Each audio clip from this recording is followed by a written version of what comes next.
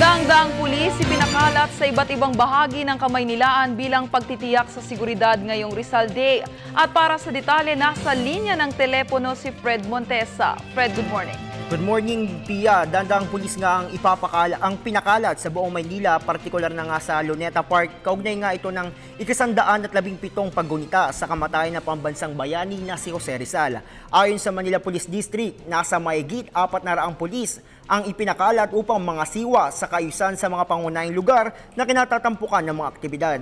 Kanina pa lamang madaling araw ay nakalatag na ang mga programang itatampok kaugnay sa paggunita sa kabayanihan ni Dr. Jose Rizal. Kaninang alas 5 nga ng umaga isinagawa ang reenactment ng paglalakad ni Rizal mula sa Port Santiago papuntang Luneta kung saan siya binaril.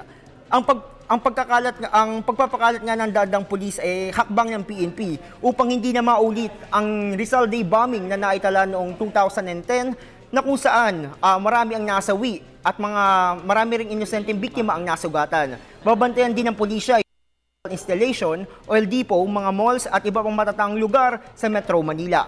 At bukod nga dito sa Metro Manila, gugunitan rin sa iba't ibang bahagi ng bansa ang kagitingan ng ating pambansang bayaning si Jose Rizal. Yan muna ang ulat para sa Telebisyon ng Bayan, Fred Montesa.